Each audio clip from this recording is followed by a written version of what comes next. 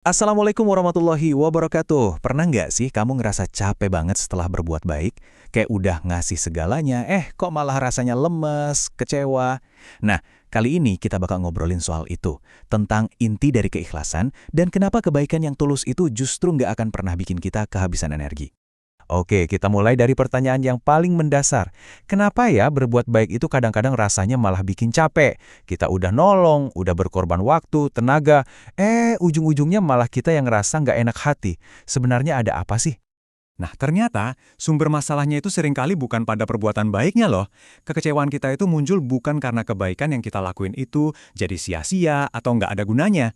Penyebabnya itu jauh lebih dalam dari yang kita kira, dan seringkali kita nggak sadar. Dan ini dia, biang keroknya. Kita kecewa karena kita diam-diam ngarepin balasan dari manusia. Entah itu ucapan makasih, sebuah pujian, pengakuan, atau ya minimal senyuman deh. Pas harapan kecil itu nggak kejadian, disitulah hati kita langsung drop dan semangat jadi goyah. Jadi, akar masalahnya itu semua balik lagi ke satu hal. Ke siapa kita menaruh harapan kita? Apakah ke sesama makhluk yang serba terbatas, atau ke Sang Pencipta yang maha sempurna?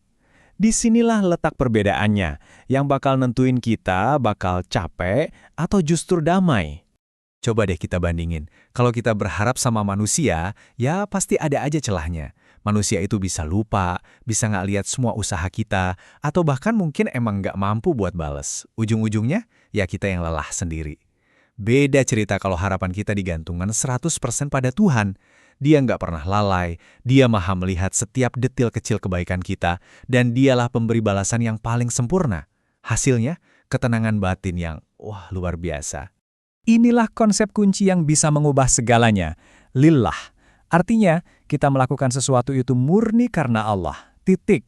Tanpa berharap imbalan, pujian, atau pengakuan dari siapapun juga. Ini adalah mindset yang benar-benar membebaskan. Kalau kita beramal lillah, pujian orang gak bikin kita terbang, hinaan orang pun gak akan bikin kita tumbang. Kenapa? Karena balasan dari mereka jadi gak relevan lagi buat kita. Terus, gimana caranya kita bisa ngetes niat kita sendiri? Apa udah beneran lurus atau jangan-jangan masih belok? Nah, ada kerangka praktis yang simpel banget buat menguji ketulusan hati kita. Yuk kita lihat bareng-bareng. Jadi, ujian sesungguhnya itu ada di 3 kondisi ini. Hati yang tulus itu akan tetap sama, tetap kokoh. Pertama, pas dipuji, dia nggak langsung besar kepala. Kedua, pas dicuekin atau diabaikan, dia nggak jadi baper atau kecewa. Dan yang ketiga, yang paling berat, bahkan pas disalahpahami, dia nggak berhenti berbuat baik. Kenapa bisa gitu? Ya karena tujuannya udah bukan lagi penilaian manusia, tapi murni cari ridho Sang Pencipta. Ini membawa kita ke kesimpulan yang keren banget. Semakin murni niat kita, semakin kita nggak butuh validasi dari manusia. Inilah yang namanya kemerdekaan jiwa sejati. Bebas, lepas, nggak ada beban. Oke, kalau kita udah berhasil lurusin niat, emangnya hadiahnya apa sih? Nah, saat hati kita jadi murni, ada 2 buah manis yang bakal tumbuh dengan sendirinya, yaitu ketenangan dan kasih sayang. Buah yang pertama itu qanaah. Gampangnya, ini tuh kayak punya tombol cukup di dalam hati. Kita merasa puas dengan apapun yang Allah kasih tanpa serakah pengen lebih banyak atau iri ngelihat punya orang lain. Intinya, hidup simple dengan hati yang kaya. Dan buah dari rasa cukup ini adalah ketenangan yang dalam banget. Saat hati udah ngerasa cukup, dia nggak lagi gelisah ngejar-ngejar pengakuan atau materi duniawi. Hidup tuh jadi jauh lebih adem dan damai. Buah manis yang kedua adalah tawadu atau rendah hati. Ini adalah sikap di mana kita nggak ngerasa diri kita ini paling penting, paling hebat, atau jadi pusat alam semesta. Ini kebalikan total dari sifat sombong.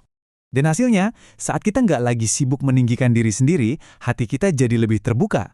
Kita jadi bisa nunjukin kasih sayang yang tulus, welas asih yang benar-benar murni ke sesama. Jadi setelah kita ngobrolin semua ini, ada satu pertanyaan terakhir. Bukan buat dijawab ke saya, tapi buat kita bawa dan renungkan sendiri sepanjang hari ini. Sudahkah niat kita hari ini benar-benar murni karenanya?